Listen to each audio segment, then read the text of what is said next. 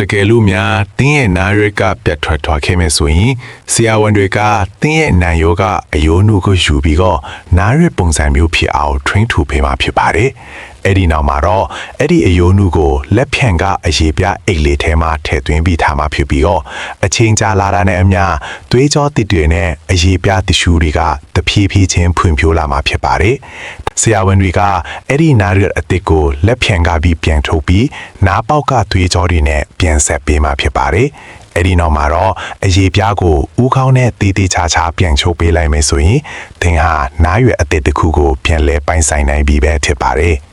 ဒီလူကြီးကတောထဲမှာလမ်းချောင်နေတော့အစီလေးတစ်စီကိုမတော်တဆရှူသွင်းမိခဲ့တာပါအစီကသေးလွန်းတဲ့အတွက်သူ့ကိုယ်တိုင်လည်းဘာမှမဖြစ်ဘူးလို့ပဲထင်ခဲ့ပြီးချောင်းတောင်မဆိုခဲ့ပါဘူးဒါပေမဲ့အဲ့ဒီအစီလေးကသူ့ရဲ့အဆုတ်ထဲမှာမထင်မှတ်ပဲရောက်သွားပါတယ်အချိန်ကြာလာတာနဲ့အမျှရင်းဘက်ထဲမှာနာကျင်မှုကိုခံစားလာရတာကြောင့်သူလည်းဆေးရုံသွားပြီးစစ်ဆေးခဲ့ရပါတယ်ဆရာဝန်တွေကအစပိုင်းမှာတော့အကြီးတစ်ခုလို့ထင်ခဲ့ပေမဲ့ခွဲစိတ်ကြည့်လိုက်တဲ့အခါမှာတော့ကင်ဆာမဟုတ်ပဲသူ့ရဲ့အဆုတ်ထဲမှာနလန်းမနီပါလောက်ရှိတဲ့တစ်ပင်လေးတစ်ပင်ပေါက်နေတာကိုတွေ့လိုက်ရပါတယ်တကယ်တော့သူရှူမိလိုက်တဲ့အဲ့ဒီအစီလေးဟာမြေကြီးအစားသူ့ခန္ဓာကိုယ်ထဲကနှွေးထွေးဆိုးဆွတဲ့တ िश ူးလေးပေါ်မှာအမြင့်တွေဒီရှင်သန်ကြည့်ထွားနေခဲ့တာပါ